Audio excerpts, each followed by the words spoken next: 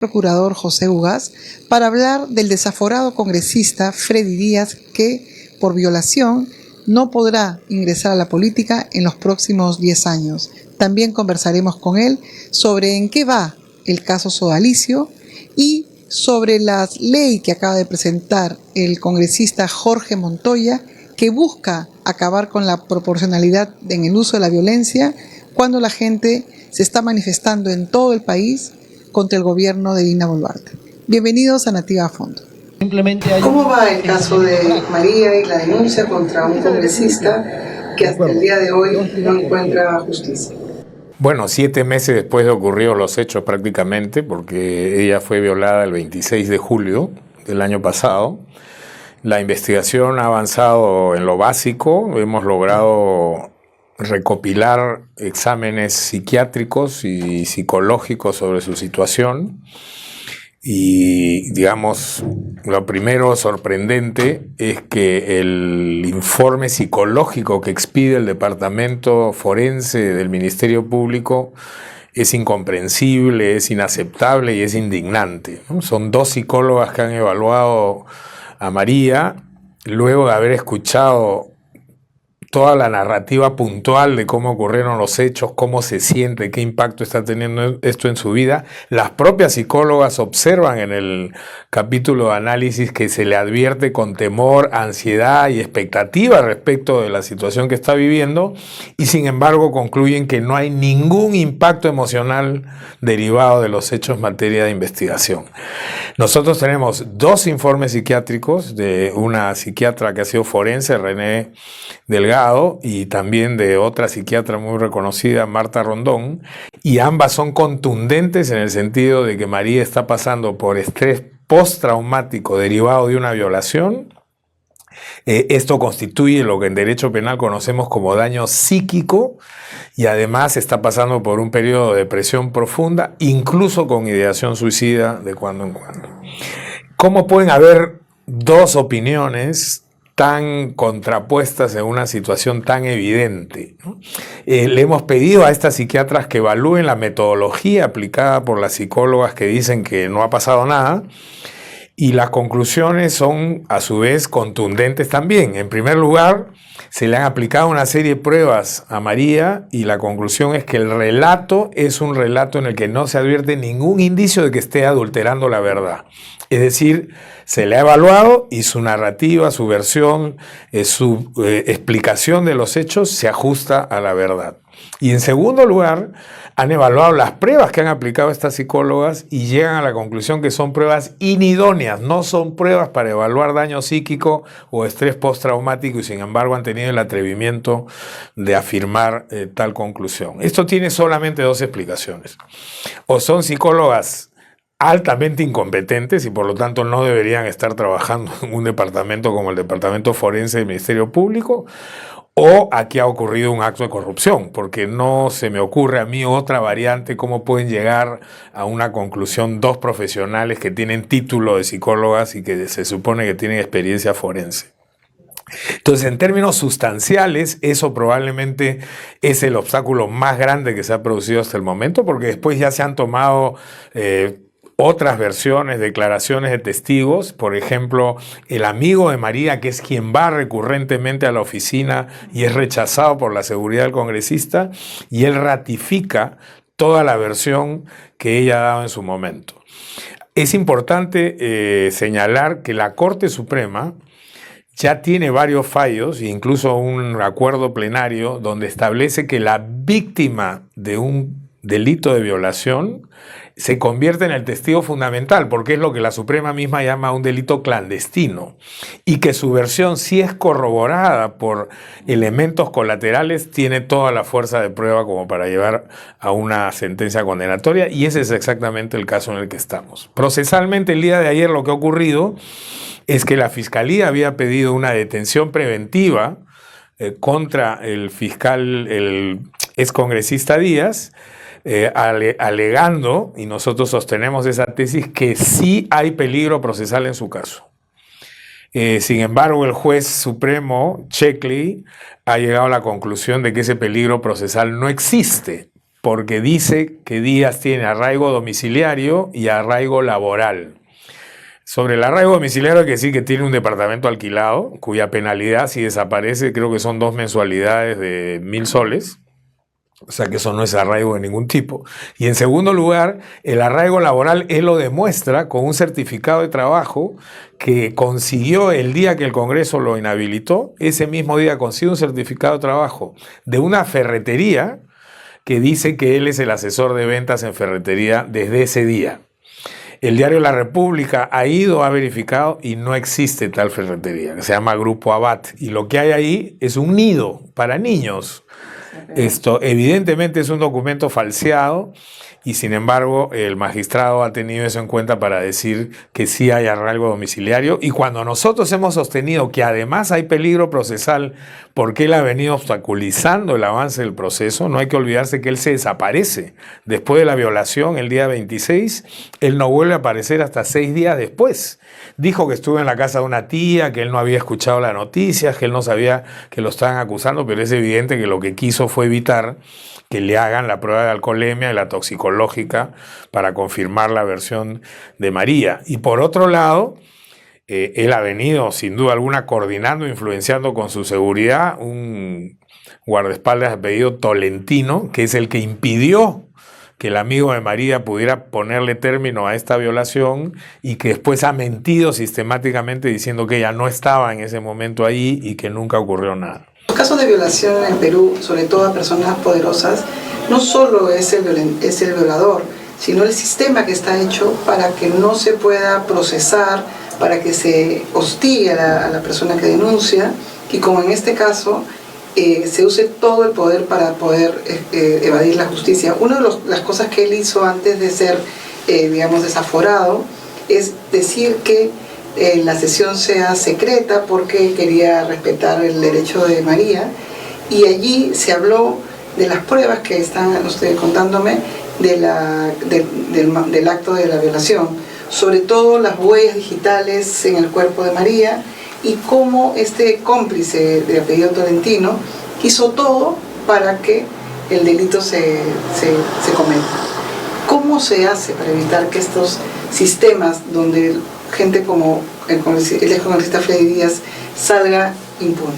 Es evidente que hay un tema cultural, ¿no? Y creo que el fallo de ayer del magistrado de alguna manera revela esa actitud de minusvalorar las afrentas y las agresiones contra las mujeres y otros sectores vulnerables, los niños sin duda, los adultos mayores también, pero en particular en el caso de las mujeres, con la trayectoria de casos que ha habido sobre violación y feminicidio, creo que queda muy claro que la justicia peruana expresa un sesgo cultural de minusvaloración de lo que implica esa afrenta vista desde una perspectiva de género, y por eso es tan importante el debate sobre la educación y las perspectivas de género. Se supone que en el sistema de justicia deberían haberse ya incorporado en los operadores del sistema determinados criterios que busquen de alguna manera balancear la situación de las mujeres en estos casos, y eso no está ocurriendo. Existe en este caso en particular, y por eso creo que es un caso emblemático, un informe médico legista actuado sobre el cuerpo de María que señala que tiene equimosis en los muslos, tanto en la cara anterior como en la cara posterior, tiene escoriaciones de uña humana, o sea, el tipo la ha arañado, y además ha sido agredida en la cara, y están las fotos donde se le ve sangrando, es decir, la ha golpeado contra el sillón donde perpetró el acto. Todo esto está documentado, y además hay signos de acto contra natura reciente, lo dice el certificado médico. Esos indicios son irrebatibles, y sin embargo el juez, con esta opinión de estas dos psicólogas o incompetentes o corruptas, dice que hay un contraindicio que elimina la sospecha fuerte de comisión de un delito de violación. Evidentemente, si uno pone en una balanza el certificado médico con estas huellas sobre el cuerpo de la mujer, donde es evidente que ha sido forzada para tener relaciones sexuales contra su voluntad, y por otro lado, el valor que puede tener ese certificado psicológico, es evidente que uno no puede decir acá hay un contraindicio que me elimina esto y baja la sospecha de una sospecha fuerte a lo que el juez denominó ayer una sospecha reveladora. Más aún si existen dos pericias psiquiátricas que son de parte, pero ya la Corte Suprema ha dicho que no importa si son de parte o son oficiales, sino que lo que importa es la idoneidad de la prueba, que anulan esa prueba psicológica porque es lógico de capacidad técnico-científico. En cualquier sistema donde no se minusvalore, no se desvalore la posición de la mujer como víctima de un potencial caso de violación, nunca se ha debido considerar como un contraindicio que elimina la sospecha fuerte este informe psicológico, existiendo el informe médico legal y existiendo las pericias psiquiátricas, más el testimonio del amigo y de los policías que han intervenido después, y el video, por supuesto, hay mucho tiempo de video, más de 2 horas de video, donde se ven los reclamos, están los testigos que dicen que han escuchado gritos. Sale Díaz, echa llave a la oficina, dejándola a ella encerrada con llave, y se baja corriendo la escalera cuando él declaró de que estaba en estado etílico y que prácticamente no podía caminar, y se le ve saliendo corriendo sin ningún problema. Él ha declarado, cuando se le ha preguntado por qué María presenta estos signos de violencia sobre su cuerpo, dice, es que a mí me gusta el sexo fuerte. El sexo duro es el término que él utiliza. Y sin embargo, cuando le hacen a él la entrevista psicológica, dice que le parece mal el uso de violencia en relaciones sexuales. Es decir, hay una evidente contradicción en su propia versión, y el juez lamentablemente no ha valorado eso, no ha valorado el certificado falso de trabajo, no ha valorado su desaparición durante los primeros días de la investigación, no ha valorado sus contradicciones respecto de qué ocurrió esa noche, y eso solamente lo puedo explicar yo en un operador de justicia, en un sistema que no está siendo sensible a lo que implica un delito de esta naturaleza sobre una mujer. El ex congresista Freddy Díaz tampoco viene del cielo, viene de un partido que se llama Alianza por el Progreso, dirigido por César Acuña. Hasta el momento, César Acuña no ha dicho nada sobre el caso, salvo, digamos, la única que ha sido la ex congresista la ex miembro de la Alianza por el Progreso, Lady Camones. Pero ¿por qué César Acuña no se ve compelido a decir algo sobre un caso tan grave de una violación a una trabajadora en el Congreso? No solo César Acuña, creo que a mucha gente le ha llamado escándalo ver a una ex congresista de APP, del mismo partido, que ha sido fiscal de la Nación y es mujer. Y ha salido a decir que la inhabilitación era desproporcional, votó en contra de la sanción administrativa contra Díaz y después se metió en un enredo argumentativo que ni ella misma ha podido descifrar para tratar de justificar su conducta. Y hay 2 ex ministras de la mujer que votaron en contra de la sanción. Chaís, Katy Ugarte y Heidi Juárez. Así es. Entonces, lo que te estoy diciendo es que creo que eso expresa una cultura que no está abierta a entender la complejidad de una sociedad como la nuestra, donde la mujer es permanentemente victimizada. Ahí están las estadísticas de feminicidio y violación intrafamiliar en la mayoría de los casos. Y sin embargo, personalidades, mujeres que han tenido altísimos cargos vinculados a esta problemática, están exactamente en la actitud de negación y desprecio a tener una sensibilidad de género en el tratamiento de estos casos. Vamos a otro caso parecido, pero con hombres y de clase media y media alta, el caso Sodalicio. ¿En qué se encuentra? Estamos esperando que el fiscal diga algo sobre el tema, y estamos hablando de algo que se denunció ya en el año 2015, 7 años después. ¿Cree que los que han denunciado al Sodalicio, caso que ustedes también llevan pro bono, encontrará justicia? Yo tengo la esperanza que sí, pero estamos hablando de fenómenos de naturaleza distinta, pero con un elemento común, que es el poder del victimario. Y cuando el victimario o presunto actor del delito tiene poder, logra lo que lo han logrado los del Sodalicio, que es hacer que esta investigación vaya a paso de tortuga, haya tenido varios archivamientos, ha habido que estar permanentemente cuesta arriba para poder revertir esa situación, hasta que finalmente ha caído en una fiscalía que creo que la del doctor Castañeda ha hecho lo que tenía que hacer. Sin embargo, es una fiscalía de crimen organizado, no sabemos todavía qué decisión final va a tomar sobre el asunto.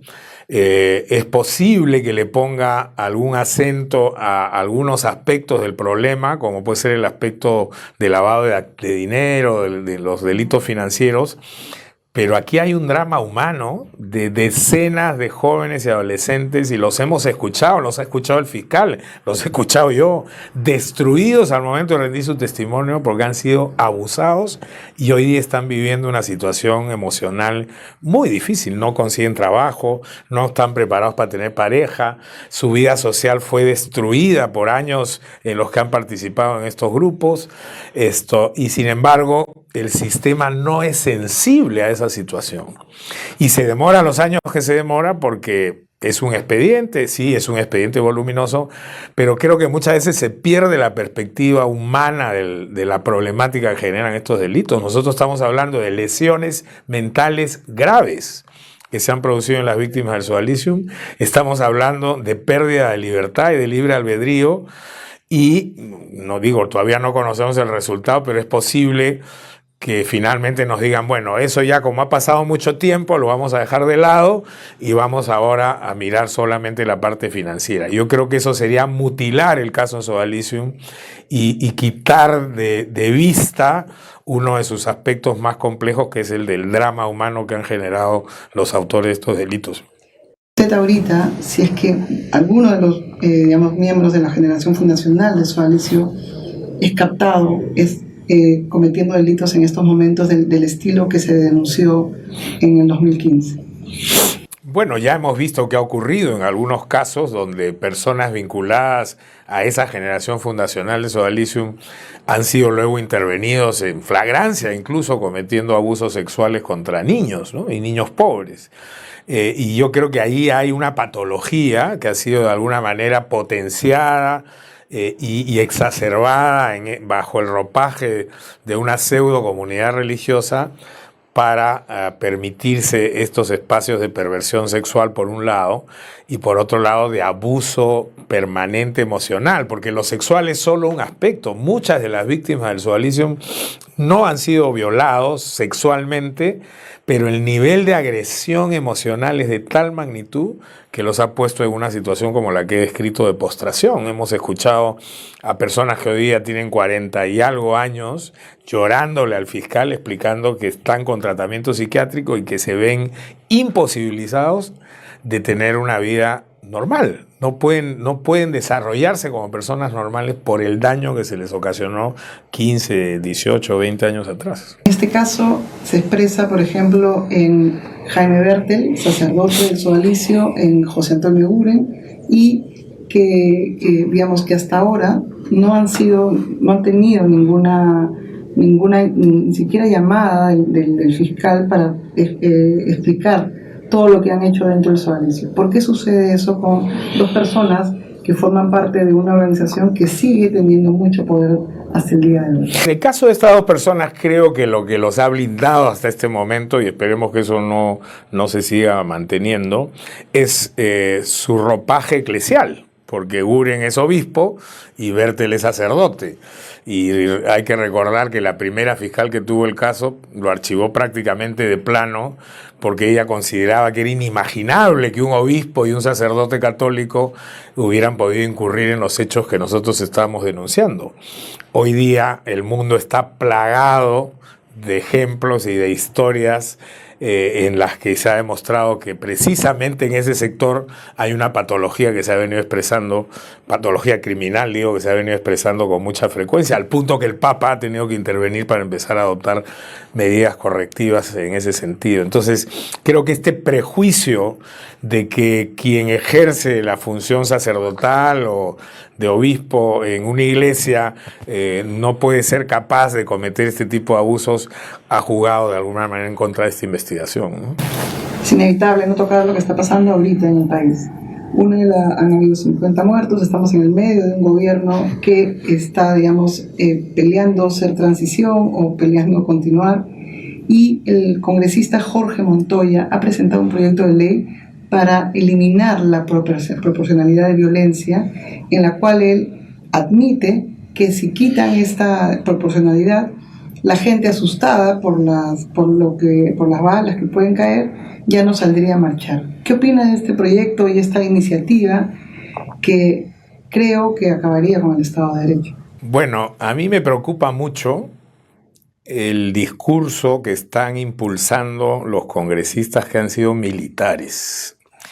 Y yo creo que efectivamente hemos tenido muy buenos militares en distintas épocas de la historia del Perú, pero que también han habido muchos abusos y muchos problemas de violaciones de derechos fundamentales precisamente por el ejercicio de un poder que se ha utilizado indebidamente por parte de las Fuerzas Armadas y las fuerzas policiales.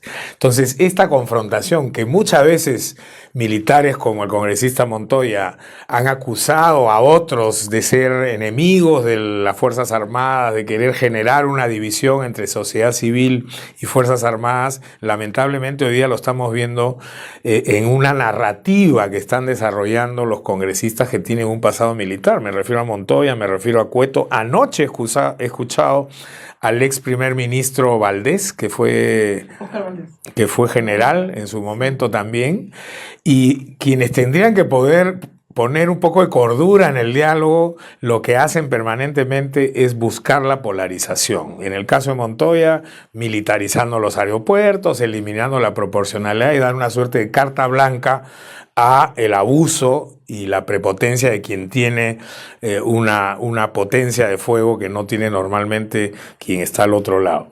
Hemos escuchado a Cueto iniciando una investigación o propiciando una investigación contra el expresidente Sagasti, acusándolo como si fuera pues un radical extremo y culpándolo de los males que vive el país. Y ayer escuchaba a Valdés, que yo pensaba que era una persona más atildada, más ponderada, despotricando de los caviares que están copando el Estado y que toda esta situación que estamos viviendo la buscan los radicales para que los caviares ganen espacio. Entonces, si estos que son los personajes que tienen acceso al poder, dirigir la nación, lo que hacen permanentemente es equivocadamente además, porque confundir radicalismo con terrorismo, con caviarismo es una ensalada mental que no conduce a ningún lado. En vez de buscar espacios de diálogo, de tender puentes, de buscar puntos en común, lo que hacen permanentemente es exacerbar situaciones que pueden desembocar en mayores niveles de violencia que los que estamos viviendo. Es inevitable que la comunidad internacional está preocupada. En Naciones Unidas viene este fin de semana, estuvo la Comisión Interamericana. ¿Cómo puede explicar el gobierno de Dina Boluarte que hayan hasta hoy 50 muertos en las protestas que iniciaron en diciembre pasado? Mira, la única explicación razonable que podría haber es que hayan habido circunstancias en las que policías se han visto en riesgo de muerte o de lesiones graves. Que también han ocurrido, yo no lo niego. De hecho, hay policías heridos, hay uno que ha sido vilmente asesinado. Y hay varios que tienen efectivamente impactos de proyectiles de distinto tipo. Pero eso no explica 50 muertos en dos momentos como los que se han producido en Juliaca y luego en Ayacucho. Entonces creo que la única forma que tiene el gobierno de salir de este entrampamiento en el que se encuentra es promover investigaciones, pero que no pueden esperar pues 8 meses, 1 año o más.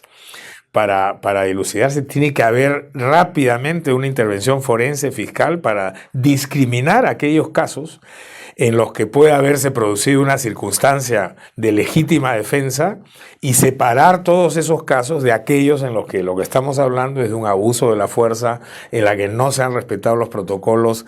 La policía está preparada o debería estar preparada para enfrentar este tipo de circunstancias. Existen guías de conducta policial en el ejercicio legítimo de la fuerza, que en este caso evidentemente no se han cumplido, por lo menos en algunos de los casos que se han podido incluso ver grabados en videos, donde personas totalmente ajenas a la confrontación han terminado muertas. Entonces creo que tiene que haber una rápida intervención. Lamentablemente no la ha habido hasta este momento en el que se puedan discriminar los casos y hacer las investigaciones que correspondan. Han denunciado a la fiscal Benavides, a la presidenta, a los exministros del Interior, a los actuales y al primer ministro Alberto Otárola por genocidio. ¿Esa es la figura legal que se debe investigar casos de este tipo o debería aplicarse otro tipo de medidas? A mí me ha sorprendido el delito que ha utilizado la Fiscalía. No he leído la denuncia, pero una cosa es que alguien que no es abogado y que no conoce de leyes y menos de leyes penales diga que una masacre es un genocidio, que coloquialmente uno puede decir eso.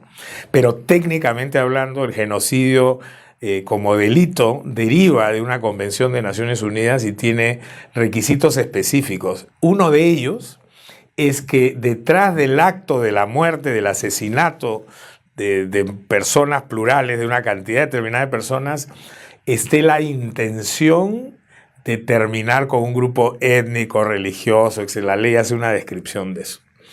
Es evidente que acá no ha habido una motivación de esa naturaleza. O sea, ¿quién puede sostener que en esas muertes lo que se ha buscado es desaparecer a la nación aymara? No, pues. Entonces me parece que ahí, salvo que la Fiscalía tenga una explicación que yo desconozco, apelar a la nomenclatura de genocidio no contribuye tampoco al esclarecimiento de los hechos, sino a confundir más este panorama que estamos viviendo, ¿no? ¿Cree que hay alguna salida? ¿Cómo se puede recomponer un país roto que todavía no encuentra estos puentes de diálogo, que todavía no se ven? Parte del problema es que creo que este tipo de conflictos expresan raíces históricas. Esto no es algo que ha ocurrido con este gobierno, ni con Pedro Castillo, ni con los últimos 10 gobiernos que hemos tenido. Aquí hay raíces históricas de inequidad, de falta de integración de sectores importantes de la población a un plan nacional de desarrollo, y eso va a tomar un tiempo, pero digamos en el corto plazo lo primero que necesitamos es restablecer el diálogo, y eso no está pasando. No estamos pudiendo como Estado sentar en una misma mesa a los actores del conflicto. Hay regiones muy exacerbadas como la del sur, Puno, Cusco, Apurímac, donde hablar en este momento se hace muy difícil. Entonces hay que buscar todos los mecanismos posibles para generar esos mecanismos de diálogo, y luego habrá que establecer un plan de contingencia urgente para aliviar, por ejemplo, los sectores de extrema pobreza que están afincados en esos lugares, ¿no? La provincia de Calca en el Cusco, por ejemplo, y Huancavelica y Abancay, donde ha habido pobreza extrema históricamente y se ha hecho muy poco por resolver esa problemática. Hay que atender las necesidades urgentes, pero nada de eso se va a poder hacer si es que primero no se impone la cordura y empezamos a establecer mecanismos de conversación para poder parar la violencia y empezar a buscar los mecanismos de salida, ¿no? O sea, la presidenta Dina Boluarte sí tiene una ventana de oportunidad para poder pasar esto y seguir hasta que se dé la decisión. Bueno, yo quisiera pensar que es así. La tensión que estamos viviendo en este momento y la actitud de algunos sectores que pueden o no estar siendo impulsados también en algún extremo por grupos más radicales, lo que nos queda es la duda si vamos a poder pasar los próximos días y el gobierno se va a estabilizar o la situación se va a... O sea, este nivel de caos que estamos viviendo y de crisis que estamos viviendo no puede extenderse por mucho tiempo. Entonces, lo ideal sería que el gobierno pueda estabilizarse, que convoque a las elecciones lo antes posible. Ya hoy día hay personas que entienden del sistema que hablan de poder tener elecciones en octubre de este año y de alguna manera frenar esta situación de violencia que nos está poniendo contra la pared. Agradecemos a José Ugaz por la entrevista.